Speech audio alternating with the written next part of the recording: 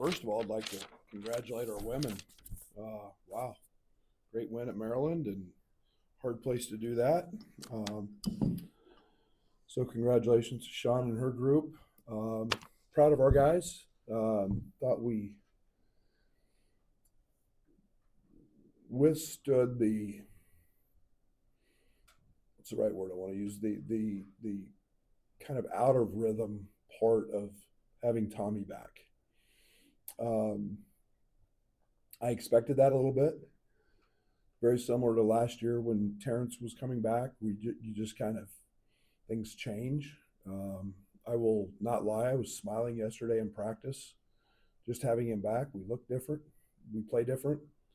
So that was nice to have him back. I thought he forced some things early. Um, it's okay. But I thought it was a game that resembled us first semester.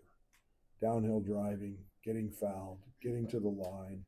Tommy opens all of that up. I thought that we were led by two freshmen that had spectacular days today. It's hard to get 15 rebounds in a college basketball game against a quality opponent, and Merez I think he had double at half, I think, and so you got a double from Tommy, and he's about 60% with conditioning. But yeah, then we rode Will, and I thought Will was spectacular in a day that KJ wasn't his best. It's nice to be able to win a lot of ways, and I thought that was tremendous. I thought Kylan Boswell, I thought his spirit, his energy, defensively, really challenged him the last couple of days in practice, and I thought he did a good job. Those two guards are terrific. Um, People aren't talking about Mobley enough on the national scene. He is spectacular. I thought that I felt like we kind of wore them down late in the second half. Just going over the top, just continually chasing them, forcing them into twos. I think they shot 32% from the 2 point line. You win a lot of games when you do that, and I thought we forced them into some hard shots. That Bruce has got the ability to make hard shots. He did that, but I thought when they started missing a little bit, then it kind of triggered our 15-0 run and gave us a great opportunity to win the ball game. Coach, what was it exactly about that, the lineup that kind of ignited that second half run? Just a good mix of players or guys stepping up? Well, I think it was the matchup. I think I thought that I probably left KJ in too long. He got tired. He missed a couple free throws, and then we put the ball in Will's hands. And that's something that we do every single day in practice. Will, for a lot of the year, has played as the second team point guard, so he's really comfortable doing that, handling the ball, initiating offense. And today, I thought he was just able to get to his spots, and that was with both bigs in, setting screens, um, create a lot of opportunities, and he was sensational at it. So I thought it was just the right lineup at the right time, and Bam was getting downhill, and Draven always does that, and I liked what Draven and Kylan were doing defensively. So it was pretty comfortable with that group. Brett, what went into the starting lineup shakeup? Obviously, Tommy coming back impacts that, but what went into that, and what did you feel you got out of that? Analytics, numbers, creating a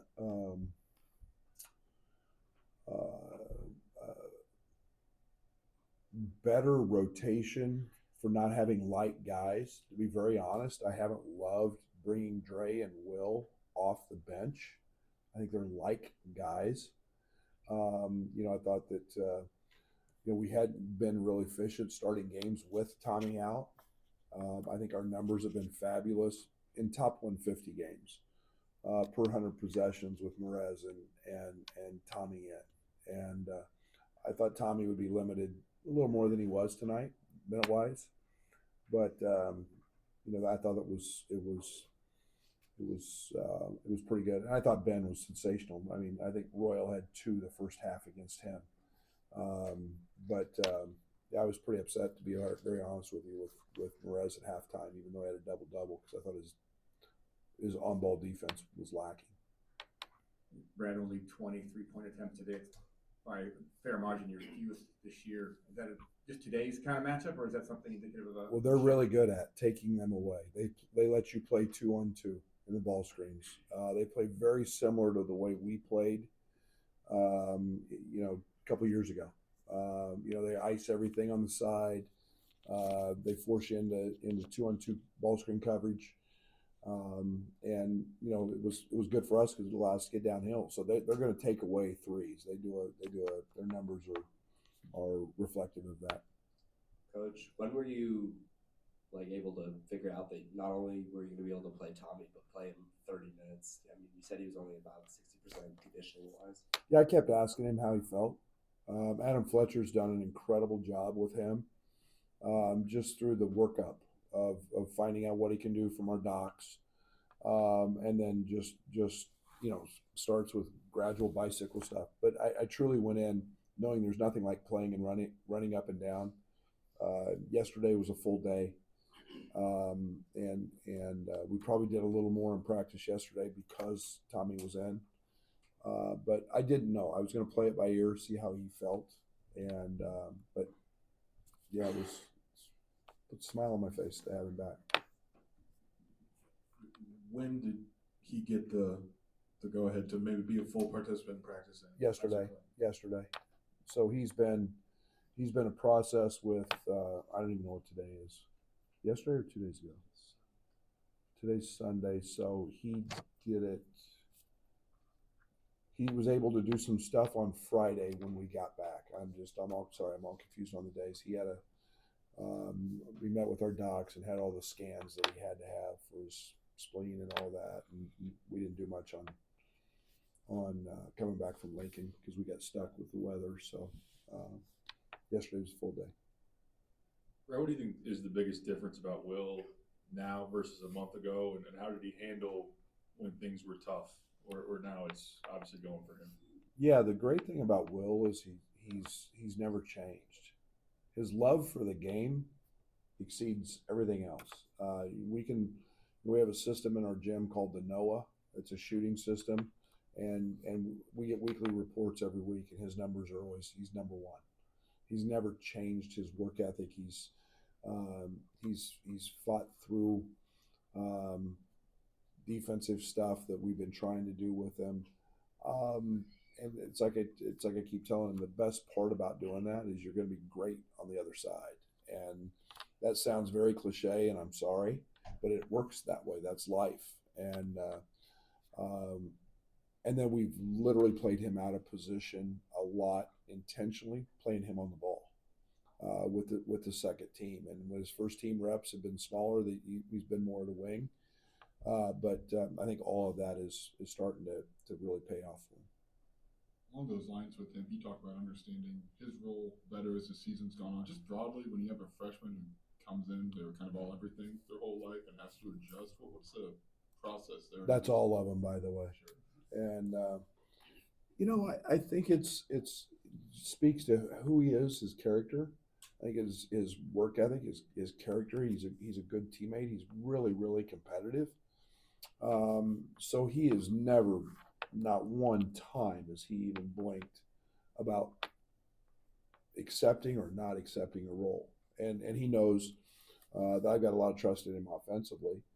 And that's all because he works as hard as any person can work, and he puts the time in. So it was just a matter of time. Getting comfortable, getting acclimated, you get confidence, seeing college level defenses and not AAU defenses. So he's been spectacular from that standpoint. Which thoughts on Kyle Boswell accepting and responding to his role coming off the bench? Plus 15 in the plus minus 5 for Absolutely. And for Kylan, it's I don't care what he scores, what he shoots. For me, he's an elite defender, and he's got great savvy, and he's to be very honest, he's pretty damn tough. And but I want his spirit to be great. I want his energy to be great. I want him to lead that way. I want it, and so I'll be very honest. I challenged the heck out of him yesterday in practice, and I want that competitive fight. And I thought defensively he was sensational today. And it's amazing when you worry about all that other stuff. Maybe you worried about me. Maybe you worried about not starting. I don't know, but other than his little smoked layup, it was an incredible performance. He was terrific. Right, you mentioned it yesterday about Morez, but it almost felt like today he was yelling at guys to shoot it because I'll just go get it. If it misses, I'll just go get it. It almost seems like that's an old school post touch for him. If he can just go get it off the glass and dunk it. It's one we really like. Yeah, and I think it's one of the things that was challenging a little bit with Tommy out was we saw some five-way switching, and the best way to attack five-way switching is on the glass. And they went to it a little bit and quit icing us and went to five-way switching a little bit. And Momo just goes and gets them all, and that's a great way to do it. And he's bouncy and athletic and strong and very hard to block out, to be very honest. Brad, Dre's dunk, how big of a momentum play was that? And your vantage point had to be pretty good for that one. Did you see where he left from? I mean, you couldn't shoot back in the day, but I'm sure that's about the area that where you left from on your breakaway dunks. Holy balls of wax was that? I mean, impressive. I just turned around and wow. But yeah, that's what athleticism he has. It was a big play because it was coming out of a timeout that they had in isolation. He made a great read, and yeah, he's high flyer. There's no doubt about that.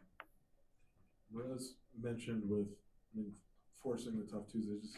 He hasn't thinking guards can do that for a whole game just to be forced into taking a contested shot. Is that something you just, even if say Bruce Thornton makes a couple, just stick with it because eventually they will?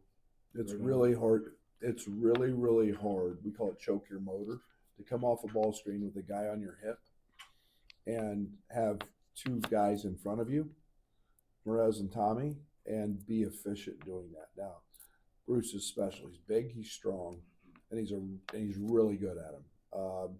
We were trying to get him off the 3-point line, and he hit a couple. They're a very, very good off the dribble shooting team, and that's not easy to find. And what did Mobley go for the game? Was he from 3? 6 of 21, 4 of 8 from 3. More threes than we would have wanted, but again, we're forcing them into twos, and those are wins for us. I think we've talked at times this year about ceilings and floors for you guys. When you look at the last 14 days or so where you guys have been incomplete roster-wise, how much do you think about that when evaluating? I go about 28 days because I go to back to the KJ, and that's time lost. Yeah, now's a good time to get healthy. I can't go change the past, but I think our guys have gotten better. They've all had to step up and be productive, and that is so comforting. Now we've got to develop chemistry, and we've got to develop a grit and a fight, and play with a spirit that is worthy of a team who wants to do something in the postseason. Apologies if you already asked this, but when we talked to Jake Ebler, he said he didn't like some of the decision making of this team. Those final 7-8 minutes, you were forcing them to maybe take some runners, shots that were early in the shot clock, things they didn't want to take that quickly. What did you do defensively in that final 8 minutes that allowed you to force them into some of those looks where they weren't playing, as you put it, maybe the smartest basketball? I think we were just persistent. I think it was the same thing we did the entire game. I thought that it's just what we do. We don't vary from that. We haven't varied from that in years. We're going to force teams, into hard twos. We're going to rear view contest. I thought we did a much better job of what we call not a rear view contest, not fouling. Bruce put a couple on us early. And that's hard to do. That's fatiguing. It's challenging. And when you're wired to score like both of those guys are, they're going to take some shots. They're going to make some, but I thought we did a much better job of just being winning the battle at the ball screen, but just staying relentless and forcing them down into the paint for twos. So, big picture wise, what's the significance of getting this win, particularly at home, and kind of setting the table for the stretch run? My biggest thing is it's a quad one win. I don't know, that's 6 of them. That's a lot. We got about 10 more. Quad one, I don't know how many we got. We got a lot of quad one wins. I told you guys I play to those rankings and those metrics a lot. But that's a good basketball team we beat today. Long term, I don't think like that. I think next game, but we just got to keep getting better, and we're going to continue to do that in practice and working with some of the lineups we've been working in. Just keep the grind on. It's February. It's time to keep strong, keep healthy, and be your best. Thank you.